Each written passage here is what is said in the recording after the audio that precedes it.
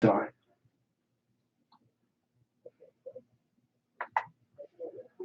Going live.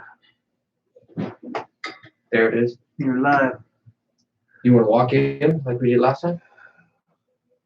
We get that sound down. Yeah, I had to put the sound in. We're fucking live right now, I think. But we're private. We can edit it. Yeah. I need my source info.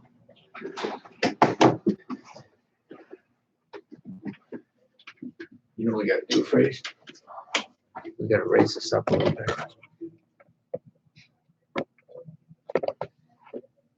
Right there. Yeah, that's cool. But Well, that shit will not rotate around. you got to turn it hard. Just turn it hard. It'll pop into place. That's what mine did.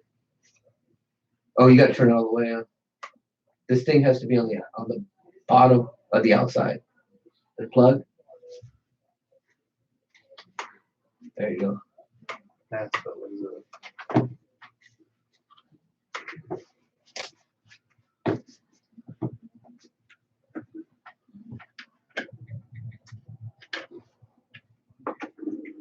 All right.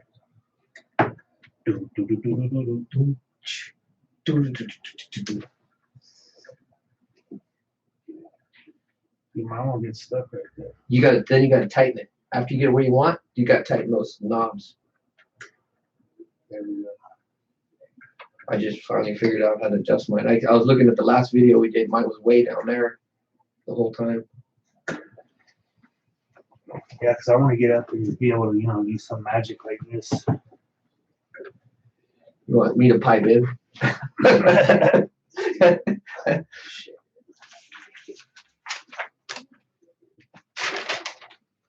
Oh, this one is wrote notes. Dude, You were up late this weekend, huh? here's it, yeah. All my pillows and shit. Here's fucking, I just wrote down everything he said. Who is that? Friend. Oh, your son-in-law? Yeah. All right, that's cool. You want to start out with that? You want to start out with fucking Dude, legal?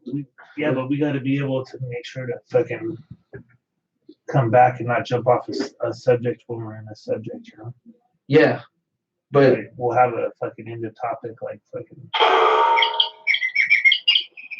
Where's that? You can find one.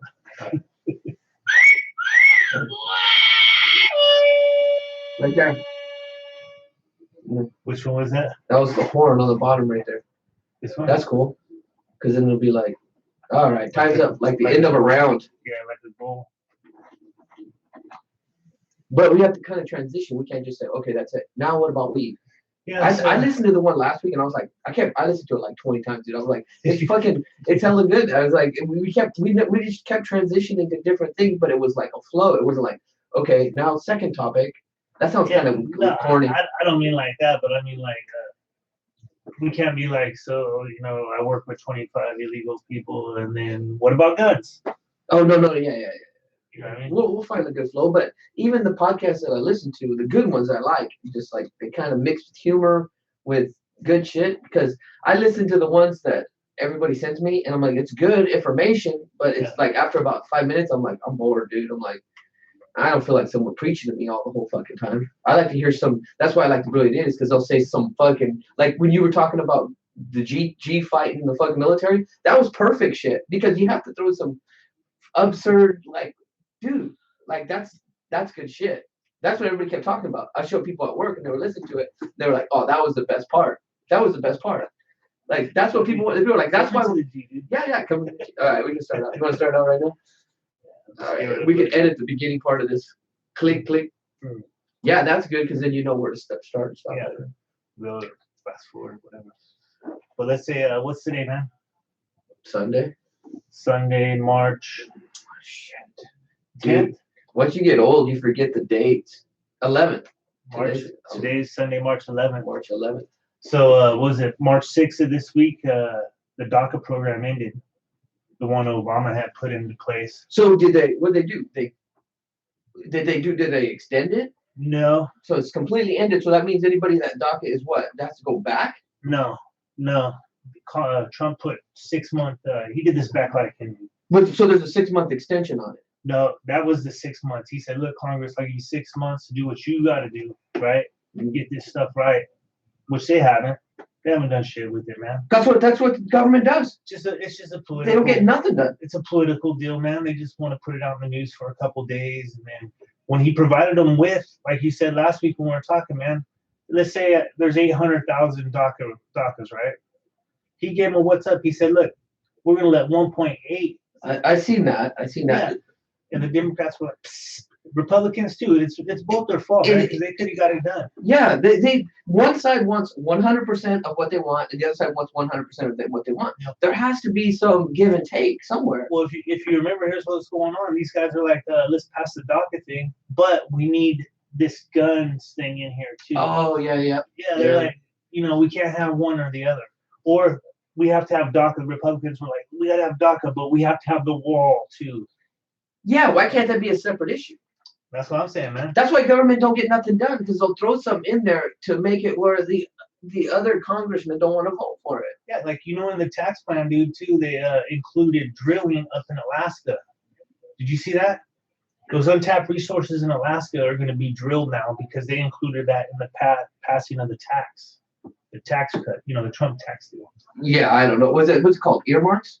Is that what called earmarks? Or that's not earmarks? No, but it's got a name like. But it's tagged on there. Yeah. That has nothing to do with the original. I think earmarks has to do with budget money. Okay, yeah, you're probably right. Somebody's probably gonna listen to no, it has to do with this, you fucking idiot. I know.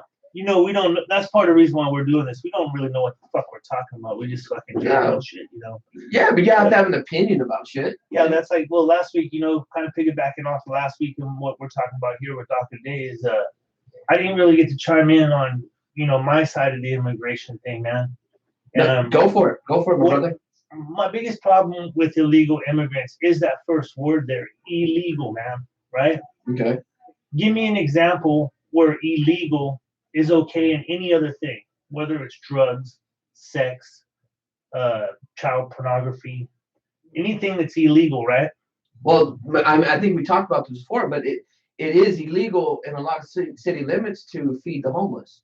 So does that make you can't feed the homeless out in public? That's morally. All I'm saying is crime, man. That's what it is to me. Okay, but when we were talking about that immigration thing, I also said that you should pay a fine because you did enter here illegally. Yeah.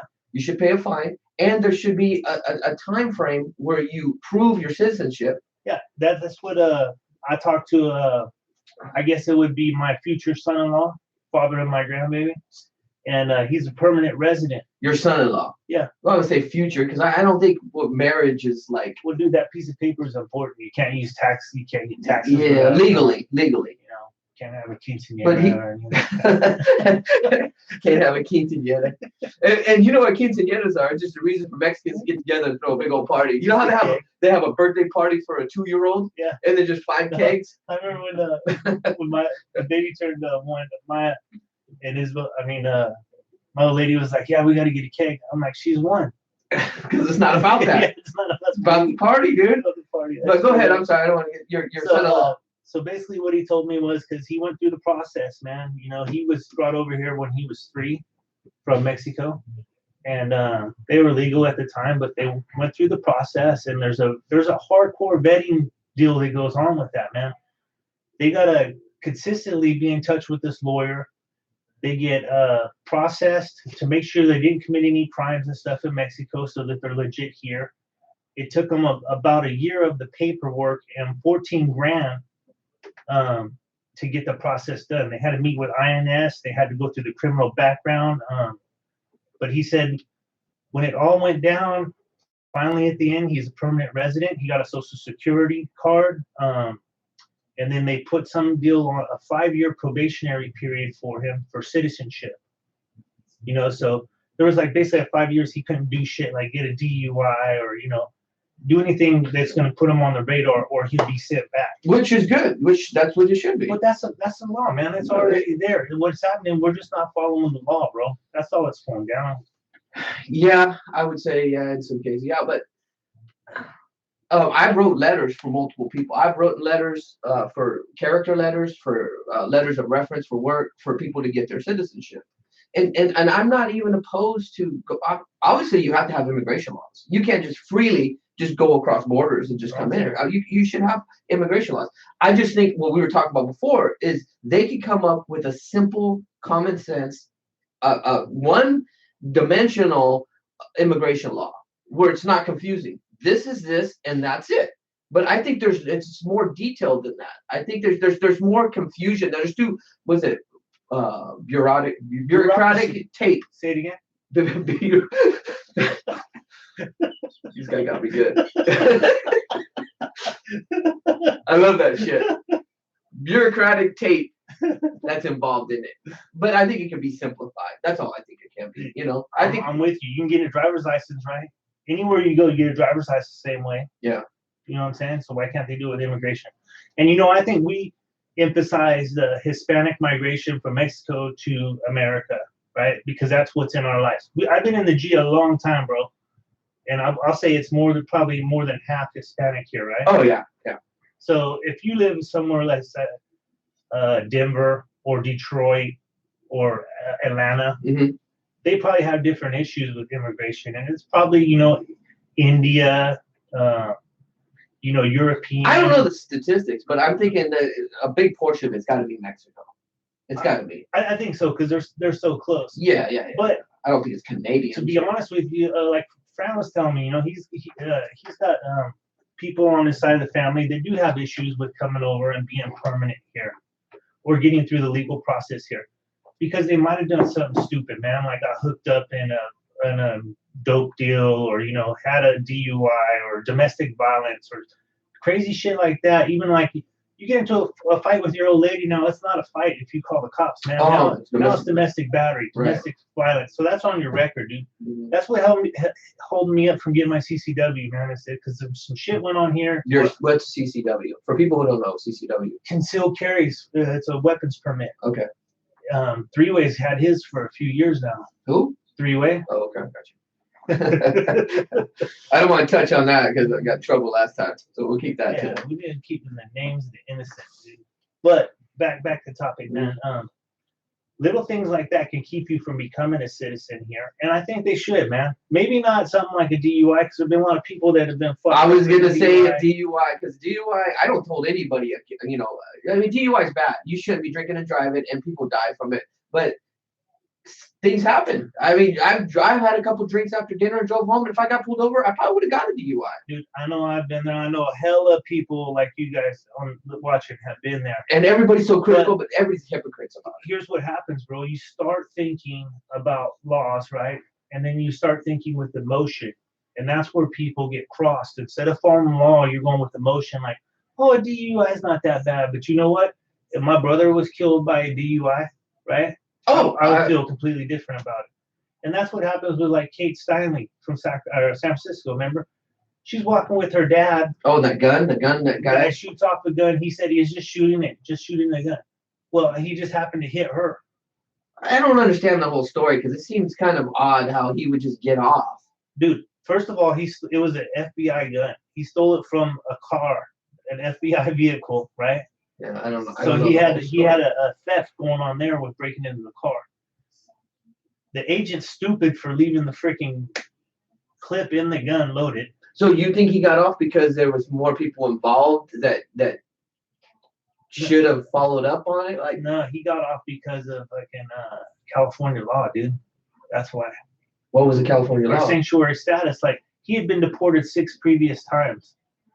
Once for a sexual deal, twice for drugs, right? The other ones, they were older, but those were the ones that stuck out in my mind because emotionally I'm attached to those. Like somebody sexually abused my kids, I don't care if you're legal or not, man. It would really. Oh, yeah. There'd be some serious, but this is what I always tell people because people always say, oh, if they did that to my kid, I'd kill him. But I mean, I don't know if you kill him because then that happened to your kid and you're going to prison. And then your whole family's disrupted. I mean, we'll be honest about it. You would want to kill him. No, I'm pretty sure I would go to jail. Would you? Shit like that. Yeah. I feel you have other kids then too. Your kids are what's going to happen to those other kids? Your dad's in prison. Your sister or your brother just got raped and now your family's completely dysfunctional. I mean, you kind of need your dad around. Now I hear you about I wouldn't want to kill somebody too. But then I'm thinking rationally, I'm like, okay, now I'm going to prison. My kid's fucked up. He don't have his dad no more. Both my kids don't have their dad no more. And how are they supposed to function? You know. No, and that's my point of view or my perspective now.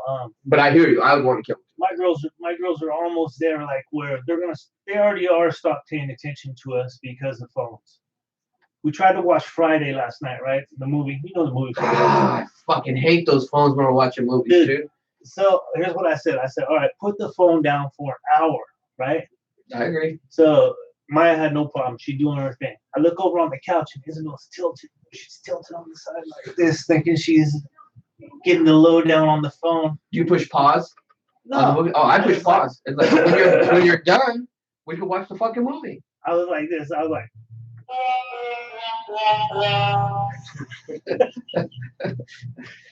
but she couldn't go an hour, bro. I know it's addictive. Oh, I was listening to somebody. They're talking about in a few years from now, there's going to be rehab centers for people with phone addictions. I seen Facebook is opening an app for 6-year-olds, like 6 to 10. Did you see that? What, to go on Facebook or?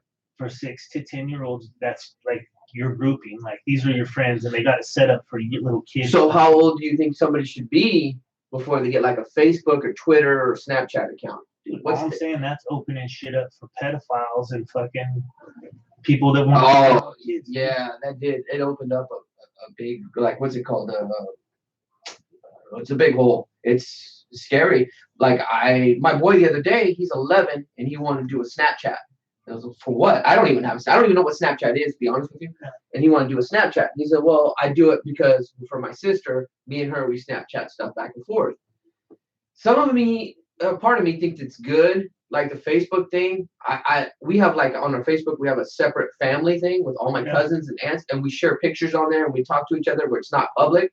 I enjoy that part of it, and we kind of make fun of each other, and I enjoy that part of it, but it has a lot of bad ending results. And I don't know, like my boy doesn't have a Facebook, so I don't know what age is appropriate to have.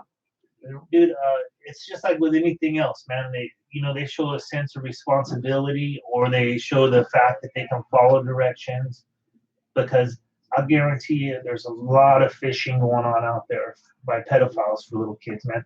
Look at what's that one show where the dude, he invites the pedophiles over, acting like he's a 14-year-old girl or something. Yeah. Nightline, Daylight, yeah. And then the dude shows up. He's got like condoms, flowers. He just came to visit? Yeah. He just came to visit condoms? Here. You come to see Veronica? I don't know Veronica. No, I was going to meet Tom here. Condoms and some drinks, huh? Yeah. They didn't suck each other's dick? What? That shit goes on daily, dude. On the daily. And think of how many people don't get caught now. Yeah, I don't know. But back to the your son-in-law. It's complicated because it's humans. It's humans. It's people. And I understand what you're saying. Illegal is illegal, and there is a process. And all I'm saying is the process should be clear, cut, dry, easy process. Because what you're telling me seems legit. But I've also listened to other people's stories at work where it's just convoluted and confusing, and it's money and it's lawyers, and you have to go back to Mexico for a certain period of time when you don't want to go back because of the drug cartels in your cities that you're living in. You have no protection, and the police don't protect you. You have to live. These guys tell me, you have to live in a city where there's military, because the police are just as bad as the drug dealers. Corrupt, man. Yeah, they're corrupt. So if you escape that and you come over here, and I can kind of see, because I went without a license for a year and a half just because it expired. When was this? No, seriously. We moved, and so I think they sent it to the old address, and it expired. And then I was like, well, I'll go get it. And then pretty soon it was a year passed. And you know what's crazy? I was doing a job across the street was a DMV. For a year and a half, I did this job. Finally, at the very end of the job, I went across the street, took the test. Took me about 10 minutes. Got my license. Yeah. That's all it took. Dude, I think that's a lot of what it is. People have more excuses than they do solutions, Right. I agree. That's what it is, because give you another example. I get along with my in-laws really well, man. I love Tito, Jason, his mom, his dad, and Tia Carmela, Tia. By the way, Tito and Jason are white. Yeah, they're all Salvadorian. They're not Mexican. But they're whiter than my brother. Dude, I'll tell you though, they do get upset if you call them Mexican because they're not. They're El Salvadorian. Oh, Elsa, yeah. You know, it's be like calling us Canadian or something because we live in America, right? And Canada is North America too. No. I work with a ton of people. Yeah, you call them Mexican, they're El Salvadorian. They're like, fuck you, I'm not El Salvadorian. And then there's different areas of Mexico where there's like Oaxacans. Oaxacans, you know, they fuck chickens. You know, so the regular Mexicans are like, we're not Oaxacan, and I can communicate pretty well with most of the guys at work. But the Oaxacans, I don't even know what the fuck they're talking about. Their own shit. Their own dialect, yeah. But I'll tell you, this is back in the '60s, man. My father-in-law came over here on a visa program to go to college, right? Okay. Part of his becoming a resident and a citizen of the United States was he had to complete college, you know, and then become a citizen. There's a process set up, and they had to meet with lawyers and all that crap. And his sister was on his ass about getting everything down because, you know, he'd be like, I don't feel like going to school or whatever, you know. And she's like, well, you want to go back to El Salvador? He'd be like, well, I guess I'm gonna go to school. You know, but there is a process, man, and I think that's what it is. Either people think it's too fucking hard to get through doing it, or there's too many steps, or it takes too long or too much money. There's an excuse there along the way because I think there is a way set up to do it. There is. Some people want to stay below the radar. People are scared. I mean, I work with people who don't even want to communicate with like white people at all at work because they're just scared. They're like, well, this guy's going to turn me in, or, you know, when we hire people, they have to have a permanent resident card. Yeah. But it might not be. You could spend $300 and buy a permanent resident card. Same with Social Security cards. Yeah, you could buy one. I got a cat. You know who you are because I know you're watching. He sells dead people's Social Security numbers. Really? Dude, yeah. And what you can do, you can open up a line of credit on a dead person's Social Security card. You can get jobs with a dead person's Social Security card, right? Buy houses, cars, whatever you want. All you need is that Social Security number. Look at Paul Blanco, or one of those people now is sending out some stuff like no money down, no interest, no payments for 3 months. All you need is your Social Security card. Paul Blanco. Oh, they sell cars? Yeah. Oh. I was thinking, do we know somebody named Paul Blanco? Paul. I think you would say Paul Boyce. Dude, see, I was going to go there, but you busted out before me now. No, that's all good. Hey, man, so I was going to try to switch subjects if you want to clear that subject, man. Oh, nice. So speaking about paperwork and shit, man, I've had a bunch of injuries, man. I've broken 11 bones. I've had 6 surgeries, different parts of my body. How'd you break so many bones? Man, skateboarding, playing basketball, freaking fighting. Broke one of my hands at Lee Big's house, punching a freaking some punching bag thing he had out there. You know me. I mean, I've broken a lot of shit, man. Okay, I get you. And I never took pills or any of that kind of shit, but I was probably about 22 years old, and a doctor asked me, he's like, hey, you ever smoke weed? I was like, yeah, I used to smoke weed with my friends when I was little, but I didn't smoke it since I started working at my current job.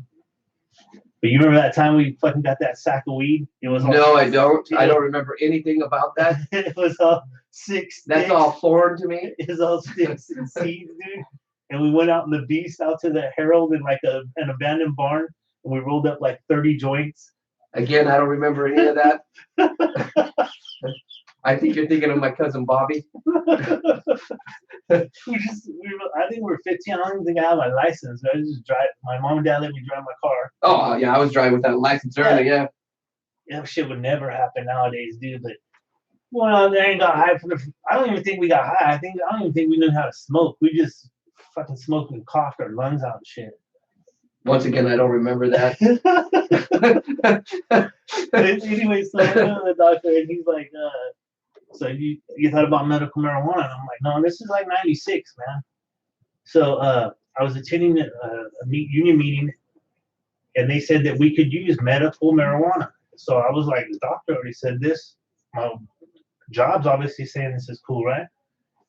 So I did. I went through the process, and it was hoops, man, because there's no shit around the G right here. You gotta go all the way to Oakland. Oh, to like a dispensary? Yeah, this is in 96, man. So you had to go all the way over there to get a car. I think you could only get it like in San Francisco, Oakland, and LA. Those were the only places back then. Okay.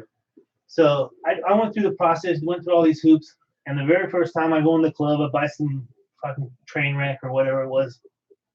That sounds real medicinal. Train wreck. Yeah. So I get home. I don't know what the hell I'm doing, but Oh, you don't know what the hell you're doing? I did it, man. I mean, what do you mean you don't know? Like you didn't know how to smoke it? I didn't, dude. I hadn't smoked since we were fucking little, dude. Like, so you didn't know how to roll a joint? I didn't know shit, dude. Oh, okay, I got you. I didn't know shit, but so I had a glass pipe, you know, packed a bowl. Fuck, I got fucking hella blasted, dude. I was paranoid. My heart was pounding hella fast. I thought I was gonna fucking die. I told my first wife at the time, I think I'm gonna die. I'm gonna have to fucking call 911 and shit, right? She's like, well, call your doctor. Like that Cheech and Chong? Dude, it's pretty much like that, bro. And then I did. I called my doctor, and I'm like, man, I think I'm gonna die in this thing. He's like, no. He's like, it's pretty normal. This is what happens the first time you smoke marijuana. You probably shouldn't have got so fucking high your first time. And I'm like, why the fuck why do you give this out to people? And he said, well, it's going to take probably a week or so for you to get mellowed out and then acclimated. Yeah. It's like drinking a beer. Right. First time you drink you drink 2 or 3 beers, you get fucked up when you're. Oh, I drink 2 beers right now. I'm fucked up because I don't drink. Yeah. So you get fucked up. Well, same thing with weed. And I didn't know it. I wanted to buy the best shit, the best weed. So I did. And I probably should have bought some fucking different weed, but smoked that shit. And like he said, he's like, do it for a week. So about a week later, I called my doctor back, set up an appointment, went and talked to him. Said, man, you're so right. It took me about 10 days or so of smoking every day to get to that point where I was no longer high, where I was just fucking, what I call loaded. Okay. I was just loaded. And you know, when you get loaded, it lasts maybe 15, 20 minutes, something like that, right? And for me, it just relaxes me, man. Feel fucking, laid back. If I'm smoking you're thinking about it right now. I was looking in your eyes. You're thinking about it right now. You were like living in the past for a second there. You're like, oh. Well, because what happened was 6 years ago, after 17 years of my work saying, oh, it's okay, this weed's okay to do. They came out one day and they're like, medicinal marijuana is no longer recognized by the Department of Transportation. I was like, the fuck? And they're like, yeah, so we're gonna start testing. And I'm like, yeah. I was like, fuck, how long does it take to get out of your system? Well, it takes like three weeks, dude. Yeah, fucking bullshit, man. I mean, how many people a year die from just aspirin use? What, 20,000 people or something from allergic? It's such bullshit. It's a stigma, and it's about money. It's about big government. It's about all that bullshit because marijuana is I don't think is as dangerous as alcohol. Natural. It's natural, dude. I mean, why is cigarettes legal and marijuana not legal? That doesn't even make sense. How many people a year die from tobacco use compared to that of marijuana use? I don't think the numbers are even comparable. Or alcohol. There is not one recorded overdose of fucking weed. Although Levy came close one time, dude. Yeah. Out at Florey's house, remember? Yeah. This guy almost overdosed with fucking weed. Didn't Eric give a mouth to mouth? That's where it all started. It all went south from there. He's still tagging, dude. I'm not saying Levick's bi. I wouldn't say that. He's not bi. Dude, but fucking weed, think about it, man. So instead of smoking weed, which I used to be able to grow in my backyard, right? Have plenty enough for me to last as long as I needed it to, and then have extra so I can give it to my friends, you know. You didn't get none this last year, huh? I don't know what you're talking about. Dude, but I went from that having to take nothing for my medicinal use, right? Now I got a sleeping pill. It cost me like $12 a month for that. I got a muscle relaxer. It costs like $18 a month. Oh, imagine the side effects from that shit. Dude, those pharmaceutical drugs on your fucking liver. Yeah, compared to weed, it's such bullshit, dude. Dude, and weed you can eat it too. They're confused, but some people they're living in the past. There's dinosaurs still running the government, and until they die off, nothing's gonna change. I mean, federally, it's not gonna change. You know, California's a lot more liberal as far as that goes, but federally, it's not going to change till the big government realizes, hey, We're close, bro, because we're over. I think it's no, we're close. Yeah, It's 28 states have medical use now, and we have 12 that are legal. but federally, it's still not recognized. Yeah. That's why these dispensaries can't put their money in the banks, because at any time their money can be taken out of those banks by the federal government. Here's why, bud. Follow money, bud. Look at you got fucking alcohol, right? They don't want weed legalized everywhere because it's going to cut in. People would rather smoke than drink. Oh, the alcohol lobbyists. Okay, so alcohol is one, right? Then you got the probably the biggest one now is Big Pharma, man. Until Big Pharma comes out with something besides K or Marinol, some other type of pill, right? The CBMs or CBDs, right? That don't get you high, they just give you the body high. So you got alcohol, Big Pharma, tobacco. Tobacco don't want you smoking anything other than tobacco, dude. Yeah.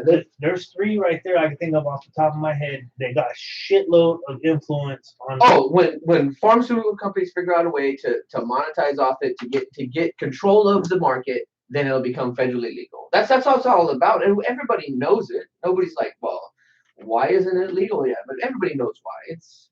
Dude, look at Marlboro already got that print. They got the weed leaf for the Marlboro box. Have you seen that? Mm-mm. They got the patent on it.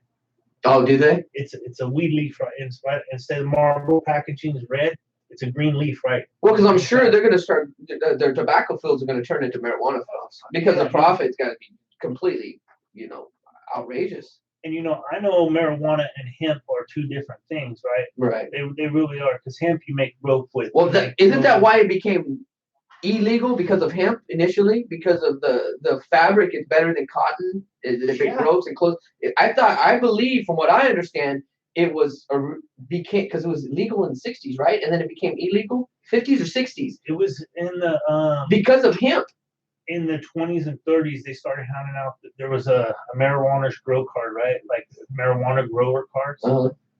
And I think you can have like 1 acre of weed is what it states for all your land. You can have 1 acre of weed to fucking make hemp and shit like that out of it. Because they made cells, ropes, bags, like seed bags and fucking coffee bags, and all that shit was made out of fucking. Common sense says they can monetize off this. The government can monetize off this, instead of putting people in jail, in prisons.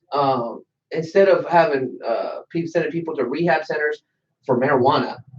Dude, believe me, when I was in rehab, everybody's like, "What the fuck are you in here for?" I said, "For weed." They're like, they're fucking busting up, because these guys are doing heroin, they're doing crank, meth, pharmaceutical drugs. You watch that movie Half Baked? You ever watch Half Baked? Oh, Chappelle. Yeah, but and with the guy from Full House is on there, and he goes, "What are you in here for?" It's like, "For weed," and he goes, "For weed? The fuck you here for weed for? You ever sucked dick for coke?" For weed, you ever sucked dick for weed? Yeah, no, it's legit, man. I mean, you and I are the laymen. We're in the what? The laymen. We're in the real world. You know what I mean? Yeah. Worry about paying my car insurance, paying my fucking electricity bills, making sure everything's on. Taking care of your family. Dude, we worry about that shit.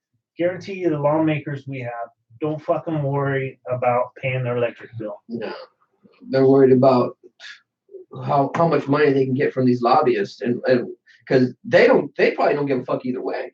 They're just trying to figure out where to monetize the most from. That's it. Dude, I came up with some shit, right? Basically, I was looking how rich people were before they came into office, right?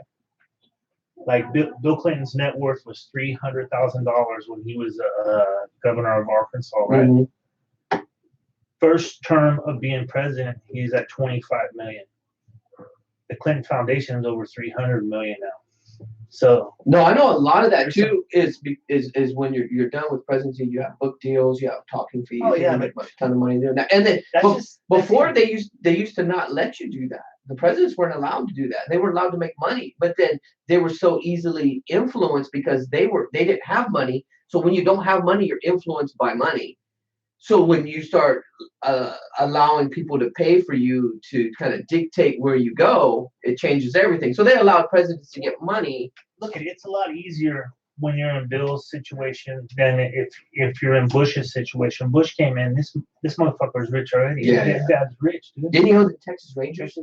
And some other shit, dude, like fucking oil fields, Burton and shit like that, man. Or war benefits them, Yeah. benefits their fucking companies, right? Dick Here's Cheney. another one. Yeah, so fucking, I did the same thing with Obama. He was like at 600,000.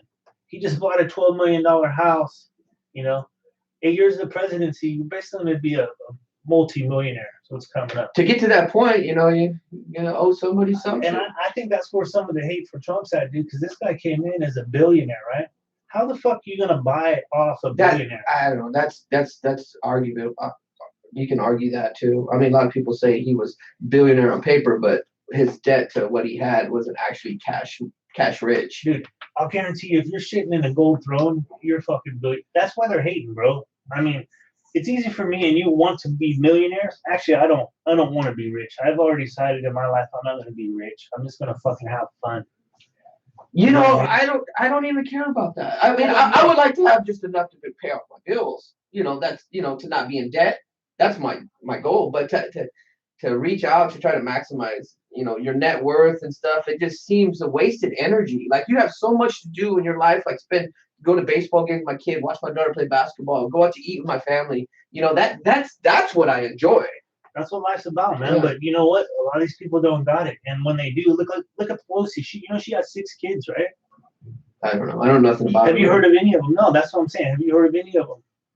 No, I don't really follow her like that, so I don't know. No, but that's what I'm saying, dude. I mean, I don't know how many kids. We know Bill and Hillary got Chelsea.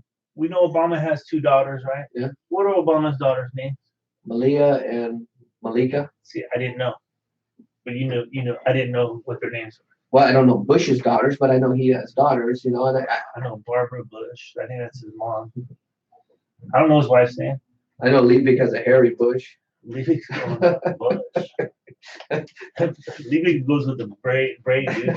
No, sorry, Liebig. I can't pick on Liebig. Oh, that guy. Yeah. Hey, we didn't really throw out the JOJ last time either, dude. What about him? We gotta get into that story, dude. That's a fucking great breakdown, dude. I don't know the whole story. Flowmaster told me the story. You told me the story. I mean, is he a sexual deviant? Dude. Are you want to get in that, or you want to stay on the weed right now, dude? I want to know about the JOJ, to be honest with you. Why don't you tell me that story? Because I think people are interested by shit like that. They don't want to always hear us talk about politics. Well, this is actually the second time I went out with my current wife now, my 2-time wife, because we got divorced and we got remarried again. Because I love you that much, babe. It's worth 2. You loved her more the second time? Yeah, I love you more. Like, things are the way they are. But so Tito called me up and he's like, "Hey, we're going to the city, right?" And I said, "What's going down?" He said, "My cousin's turning 30." And this was like, I don't know, 13 years ago or so when I first met LA. So it's me, Jason, and Michelle. Okay, so there's no more JOJ, huh? Well, I haven't said JOJ. Go ahead. Keep telling the story. So we go out, we party. They got like an excursion. I think it's a Ford excursion. It carries like 10 people. Have you seen one? Yeah. So we're partying in that thing, and then we hit up a couple different bars and this and that. And JOJ had some fucking lime green Nikes on, like ugly as hell, ultraviolet, like nobody else would wear them. I mean, like, I don't know where he got these shoes at. But he's also a candy striper too, so we'll take that into consideration. So he had these shoes on. That was what was in my mind while we were going out. So I mean, because when you go out with people, you want to know, oh, Fraser got a Dodger hat on, or you look at what people are wearing. So when you're in a club, you can kind of pick up on them. So like I said, I didn't know Michelle. We were just going out and that. So I was dancing with some chicks and Tito, and all of a sudden there's a fight outside. And when there's a fight, you're like, oh shit! So everybody runs to the door. I run out to the door, dude, and at the bottom of the pile of people that's fighting, because there was like literally like 8 to 10 people in a pile, like just getting it on. Mm-hmm. I saw these fucking lime green Nikes. Yeah, I was like, oh fuck, it's Jay, dude. So I fucking get in there and start going to town. Tito gets in there, is going to town. We pull this fucking guy out. It's not Jason. We're like, oh shit, here comes JOJ, dude. He's got a drink in one hand, he's fucking cigarette in the other. He's like, what the fuck's going on, guys? Like, oh, you motherfucker. So I'm looking, Tito's looking. Next thing I know, Tito got fucking rocked right across the nose by a bouncer, dude. I mean, his nose is laying on his face right here. Oh. It's bad, dude. So I'm looking around for Flo. I don't see Flo. Flo had one of his army buddies with him. I look across the street. Flory's little army buddy's running with all the ladies' purses and shit across the street. And then Flo gets over there. We're waiting. Jay comes. Bouncers, we're having to go back and forth verbally with the bouncers. At this time, police showed up and shit. So everybody's fucked up. We go to the house, this party house. Everybody's starting to settle down. And then me and Michelle ended up starting messing around. She asked her cousin, like, you got a room? I was like, oh shit, this is about to go down. So we went into the room, we're doing our thing. Next thing you know, I hear fucking, I'm like, what? Who the fuck is it? It's Flo.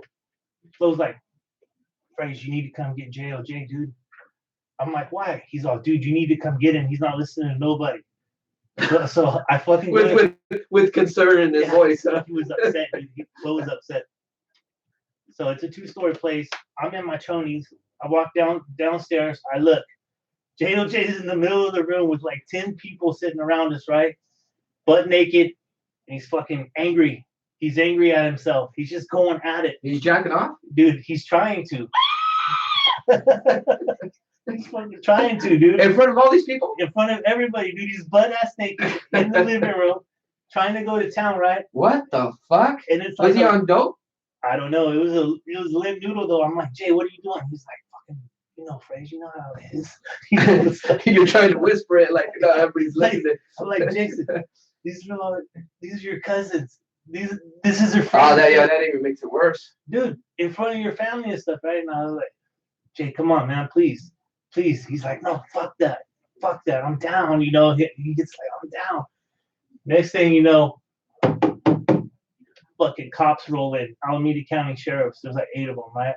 I didn't know at the time, but their cousin's husband was the Alameda County sheriff, so it's his house. Linda. Yeah, it's his house, dude. So this motherfucker comes in, Freddie Mercury stash going, dude. Starts doing the cop shit, and it's his house. So I would be pissed off if I come home from work and there's a fucking party going on. And some guy's in the middle jacking off right in the middle of your fucking living room. Yeah. I'd be a little concerned. He's looking pissed off, dude. But that was where it happened, dude. No arrest or nothing like that. No arrest. Yeah, the cop was family, but because he wasn't erect. No arrest because he wasn't erect. Yeah, there was attempt. There but no. A warning. So that's the JLJ story, huh? That's the JLJ, man. That's where he got his name, huh? That happened that night, dude. Jack off, and we'll leave the last letter for people's imaginations. You're terrible. That's terrible. We'll have Flory tell it too when we get him on the line. Yeah. We got so many fucking stories. It's insane. I don't even know where to start.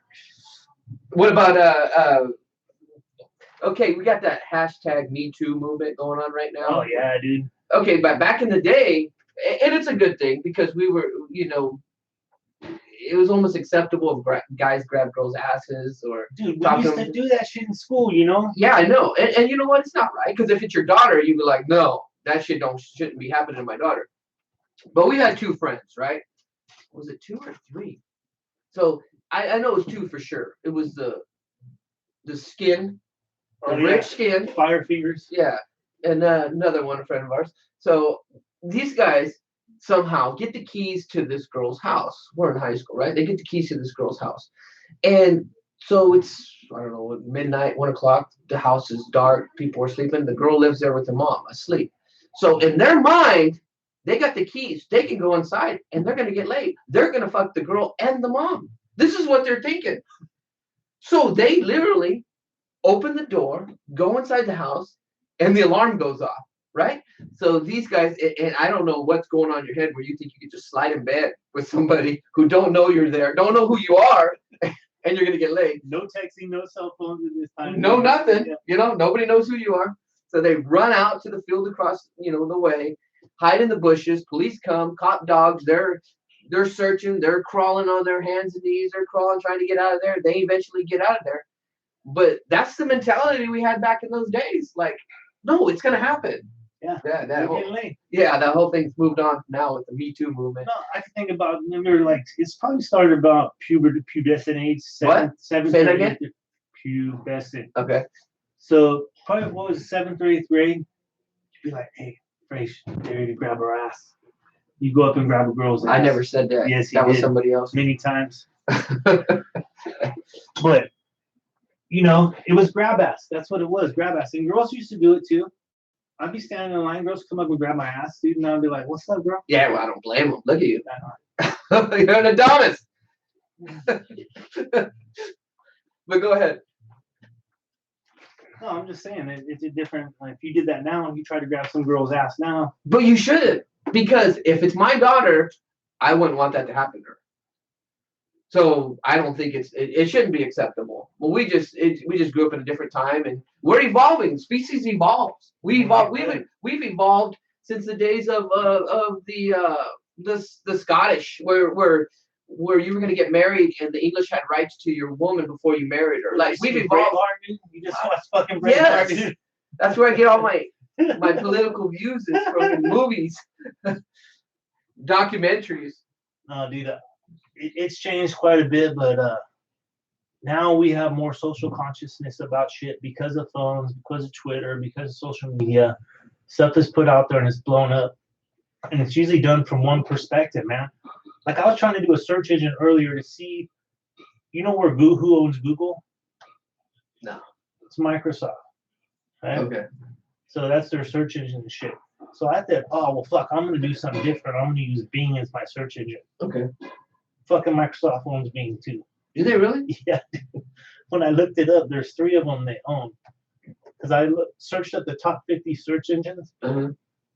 And when I started looking at the other 47, my computer started telling me, well, if you use these search engines, we can't protect your computer. Oh, I got you. And I'm like, so it's basically like going out there and fucking strangers without a rubber. You know? Which you shouldn't do. No. So then I was like, well, fuck, I gotta use Google or Bing or right. I forget the other one that's on there, but you'll get fucking computer aids if you don't use those search engines. But the same thing. Computer aids. I remember I looked this up, man, because it was back in when MLK Day just passed, right? Okay. So I was looking it up. I wonder what his political affiliation was. So I Googled it. The first one says Martin Luther King was not a Republican. The next one says Martin Luther King was a Republican. Then it goes down. It says Martin Luther King said that Democrats and Republicans both have something wrong with their party. Oh, yeah. You know, so the third one got me a little interested because it had a different twist. But you look at who wrote the article and when it was, you know. People only look for stuff that fits their own narrative. That's all people do. That's why, I mean, I watch Fox News. I don't really care for Fox News, but I don't agree with a lot of stuff they're saying. But I watch it because it gives me some sort of validation if my opinion really actually holds weight. So I watch something opposite or read something opposite of what I believe, then I can see really if what I'm standing on really makes sense. Like, but if you just read or listen to everything that only fits your narrative, then you're blinded. Then you're completely blinded. And you're like, and you're spewing off stuff that you're basically copycatting what you saw.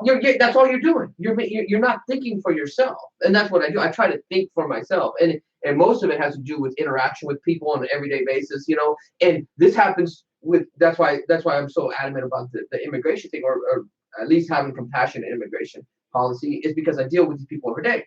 But it's like being against gays, and then finally having somebody gay in your family, you start having more compassion for, and you start understanding that more. But when you don't have that, when you don't deal with Black people on an everyday basis, and your thinking process is like, well, I don't understand what they have to deal with. You know, I got to deal with this. You know, they should be able to make it. Well, you don't know what their struggle is. If you don't know and you can't do that, go online, listen to their conversation, listen to what they're talking about.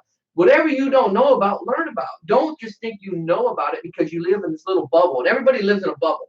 Yeah. And I live in a bubble. We all live in a bubble. But if you want to have a valid opinion on shit, learn about that other person. Learn about what other people are coming from. That's the problem. A lot of people, whether it's religious bias or whether it's their parents, because I've always thought this way, especially with religion, right? let's say your mom and dad were Buddhists, right? Okay. I bet you there's a 95% chance you're going to be a Buddhist. Yeah. Because Geographics and because your mom and dad were. Yeah, if you're born in Utah, you're probably going to be, you know, I'm Mormon. You know, I unless you're like Flory and you know you. you do. Hey, And when you do- love's involved, bro. Yeah, I Come watched that fool get baptized for a lot of different reasons. I love you, man. Did it for the nook. Well, I almost bought him a bicycle. But yeah, no, whatever. I'm with you. I watch Fox News too, but I also watch CNN. I do too. I watch both. MSNBC, and I've been doing this with my wife because she's for about 3 or 4 years now. She's been starting to get politically involved. Okay. Talking to doctors and the different people she works with at work. They have a political conversation or a biased point of view towards shit, and she wasn't really agreeing with them. I'm like, well, babe, you can't just watch Tucker. You can't just. O'Reilly's not even on anymore. Yeah. You can't watch that guy. But if you watch Aaron Burnett, you watch Don Lemon, you watch Wolf Blitzer, some of those other cats, you'll get a different opinion. What you'll find out is throughout the day, they're all talking about the same shit. If it's on CNN, they're each it's their point of view. That's what changes their narrative. I listen to Farrakhan for hours, but I also listen to Tucker Carlson. Farrakhan? Yeah, I've listened to Farrakhan for hours. And dude, he's a racist, bro.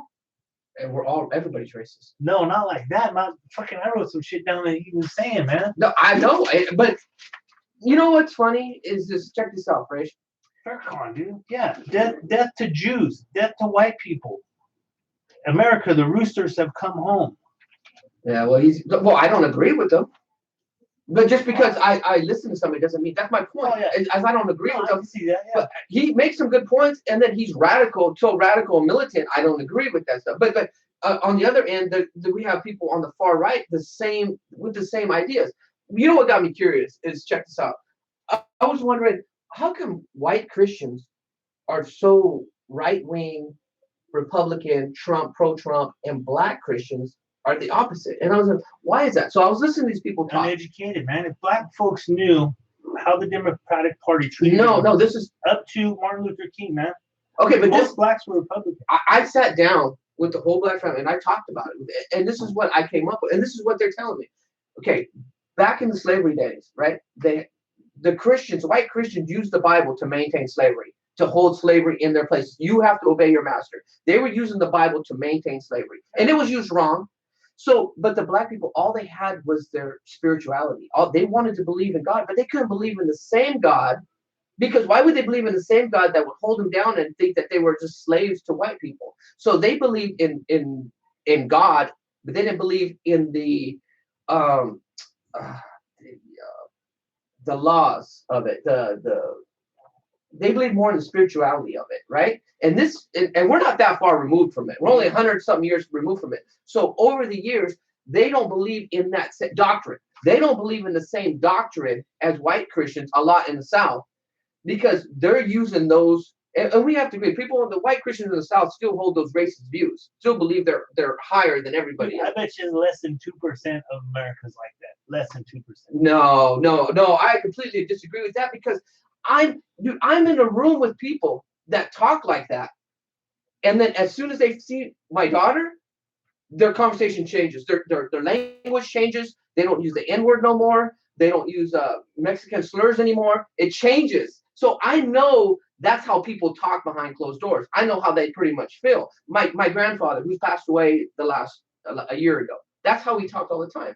Okay, but when I brought my daughter, when she was a little kid, she's mixed. She's half black. When I brought her into the house, he completely started changing his perspective on things. His language changed. This is what we're talking about. When you have to interact with those people and you see them and you're like, okay, I can't talk like that no more. It's like me using the fag word. I used to say that all the time, not in a against gays, but just like, you're stupid, you're a faggot. My daughter said, Dad, you can't use that word because it hurts people's feelings. And I said, you know what? I'm going to try not to use that word. It takes you to interact with people to learn that, okay, you know what? I need to change the way I think, change the way I talk. And that's what happens that's why we're talking about people only listen to what fits their narrative. No, they do, man. But I'll give you this point of view perspective too, right? You know how the G is. You know how it's set up here, right? We don't got too many black folks here, right? Right. Well, when we first moved to, when I left Galt, moved to LA. After that, moved to Oklahoma. How old were you when you did this? think I was seven, or I was 8 when we were in Oklahoma, and I got on a bus with my brother, and waited at the bus stop. We got picked up, got on the bus, all black folks, man, all blacks. There's no white people on the bus. And my brother, he's 2 years younger, but we're around racists in Oklahoma. There's some racists there, man, and most of it is towards Indians. They have this thing towards Indians out there too. So we go down, sit on the bus. Like Native American Indians? Yeah, Native American Indians, man. Really? There's a racism out there too because how do you racist against Native Americans when they're the only ones that really should be here? Their fucking minds are fucked up, bro. Yeah. The racist mind is fucked up from the get go, Yeah, right? yes. But this is no shit, man. We're on the bus, fucking it fills up. The last stop, a little redheaded white girl gets on the bus. And I was like, oh yes, well at least we got one with us here, right? So she walks by us like, what the fuck are these white boys right here? And she was all ghetto birded out, dude. I mean, had her hair braided and everything. Okay.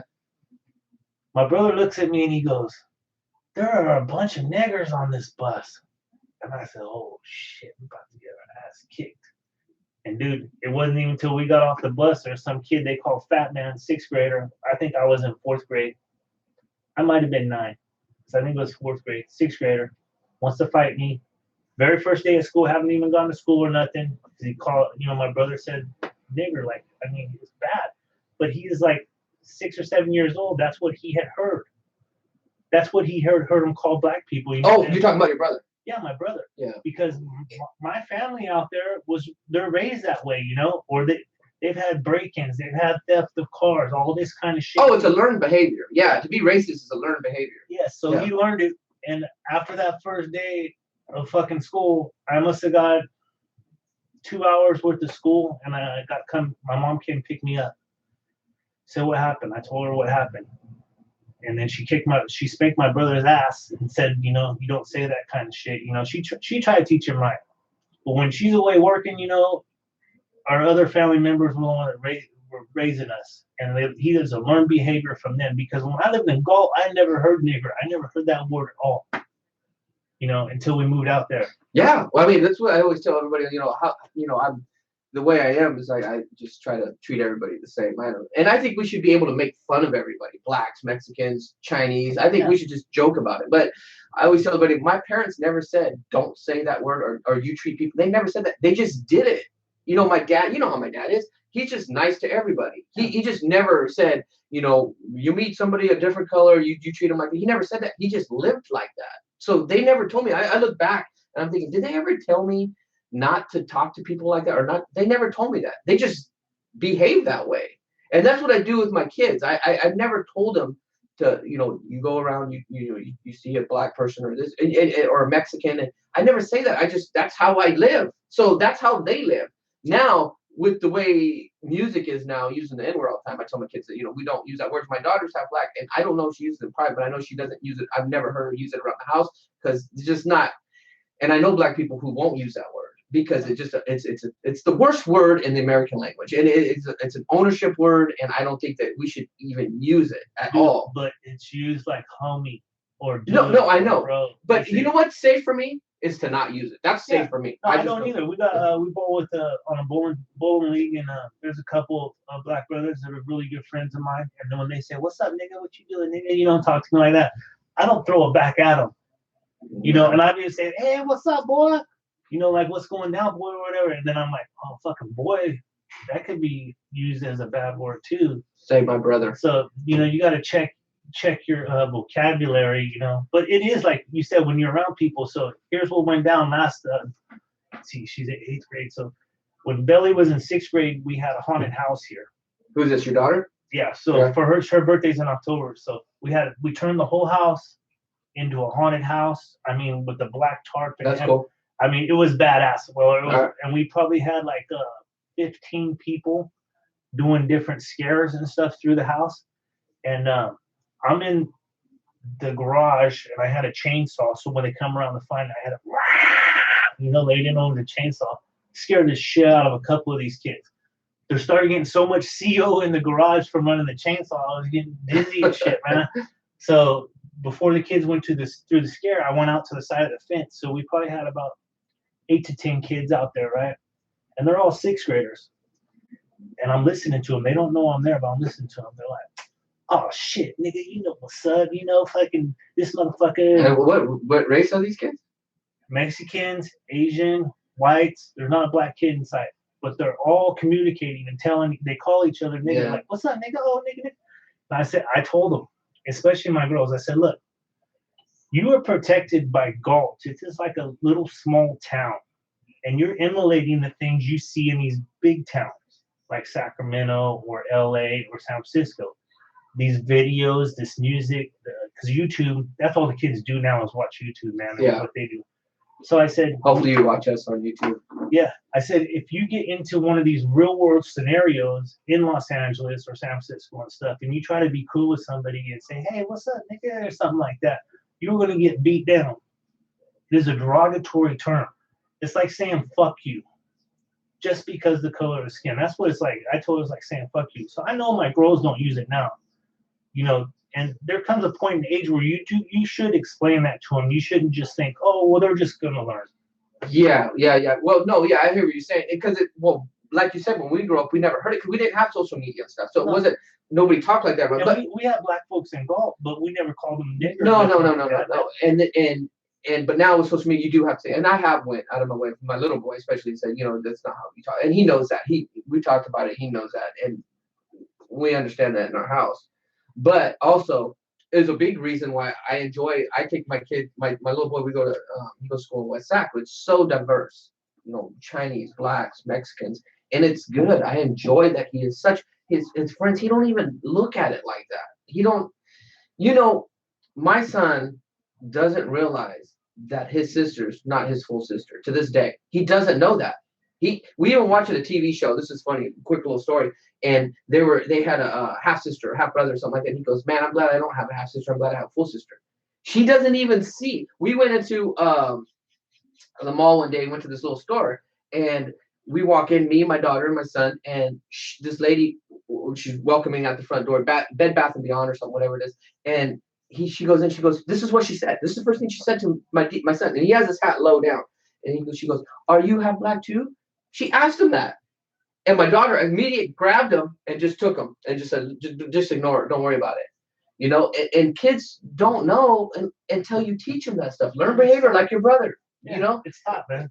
But what do you think? Where are we at? We're about an hour. I don't know, man. Let's keep it rolling because it's flowing, man. Let's just keep rolling. Okay, hey. You know what? Last episode I listened to, I was like, man, I wish there was another 30 minutes to this thing. Yeah, well, I think we hit everything on the list there, but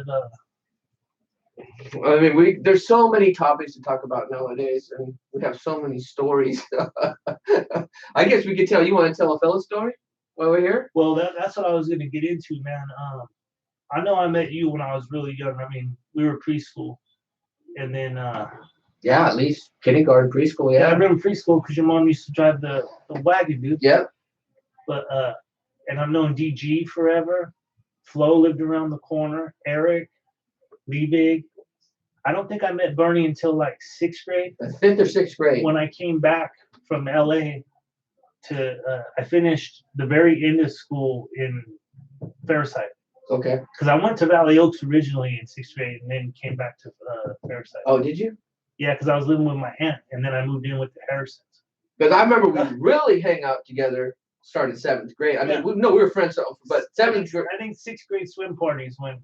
At Heinrich's house? After that. No, we're at that place in Lodi. Oh, yep. Yep, that right across the street from the Taco Bell. Yeah. Yeah. That place. But the fellas, our core group of guys, we have every ethnicity in our group of guys. Yeah. And that was never an intention or a part of us coming together and being as tight as we are. Because here it is, we're like at least 30 years later, man, 35 years later. And we still talk to each other every single day. Yeah, we have a group text where we all group text. Yeah. And there's probably how many texts a day? 50 texts a day? Dude, no, over 200. Like yesterday, I put my phone down yesterday, and I try to do this. I just leave it, right? And I come back, and it says you have 193 emails. And then I have to go through and read all this shit, and some of it's funny as fuck. Yeah. then you're like, no holds bar on the text, yeah, group text. we could. It's X-rated. We need like a fucking. I don't even know what to. We should do have a where we just read. I would even say there's more dick pics on the group text than there is pictures of women. My wife thinks I'm fucking gay because there's so much dick pics. Not that there's anything wrong with it. But that, I'm so glad, man, that we put that together a long time ago, unintentionally, just to kind of prove that that's what kind of people we are, man. We're all inclusive. Yeah. We have a gay, we have an Asian. The gay and the Asian are the same fucking person.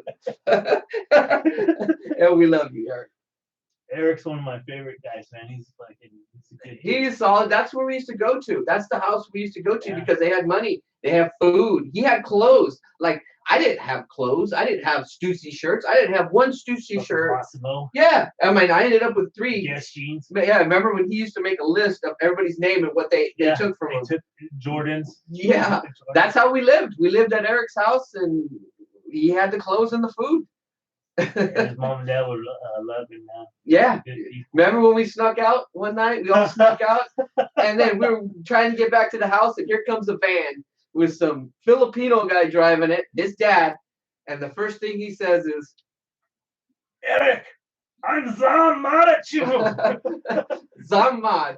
He was so pissed off because Henry spoke like 7 languages. Yeah. Oh, they were highly great people. dudes, I mean, to have all those kids at your house, young adults, all the time, eating your food, and they were so welcoming all the time. Eric's dad come in, he talked to us. His mom would be, you guys hungry? You guys want something to eat? Great people. Great. Liebig's parents, great people. Yes. Great people. I mean, even my mom welcomed all of us in all the time. Florrie's mom always welcomed us. The Harrisons, Marilyn and Cliff. Nichols, man. We didn't really. There was only a couple. Well, Bernie's dad. There was only a couple people who got to stay at Bernie's house, and that was me. I always stayed at Bernie's house like twice, dude. There were some regulations going on there. Yeah, but But he had little brothers and sisters and stuff. Yeah. So it was different, it was fun growing up with, and we're still friends to this day. I mean, that's part of why we're doing this podcast. Is we were texting back and forth. Me and Fraser arguing about shit all the time, and arguing. And I was like, dude, we should do a podcast about this. Yeah. Because at the end of the day, when it's all said and done, we're still brothers, and there's no hate for each other. And just because we don't agree on shit doesn't mean you can't sit there and talk about that. And I think that's what's we need to get more in this country, is being able to communicate. That's what's wrong, and that's where this country is going wrong. You can't have a difference of opinion anymore. Social media. Me and you are arguing, and we're so extreme on text. And then me and you get together right now, and we find a common balance, a common, a center point where, okay, I see your point, and I agree on that, And the social media, you hide behind these computers, you hide behind these phones, and get out there and talk to somebody. The thing is, too, man, you got time to sit there and think about what you put down on social media. And unless you're just fucking pissed off and really highly emotional and you just write some shit, and then you're like 2 days later, you're like, fuck, I didn't even think about that. But yeah, that's what kind of person you are because you wrote that down. Where me and you right now, we got no fucking filter, dude. No. Nobody's filtering us. I'm not really conscious of what I'm saying. I just want to say what I feel. Yeah. It's like safe zone to me. What happens is your real personality comes out. Yeah, we can't edit personality on here. No. It doesn't happen. But this will be our first one, unpiloted. We got a new camera, so hopefully it comes out better. It looks really nice. I don't know if you guys noticed it, but I put Just for Men in my beard on Friday. Yeah, he texted me, he's like, don't you dye your hair? I'm like, what hair? I have no hair. I was looking at Kurt, so it doesn't look. Oh, yeah. It looks good. Shows that you lived. I got one. It's gray hair is a crown of knowledge. That's deep, man. Oh, fuck. Let's stop and think about that for a second. Yeah.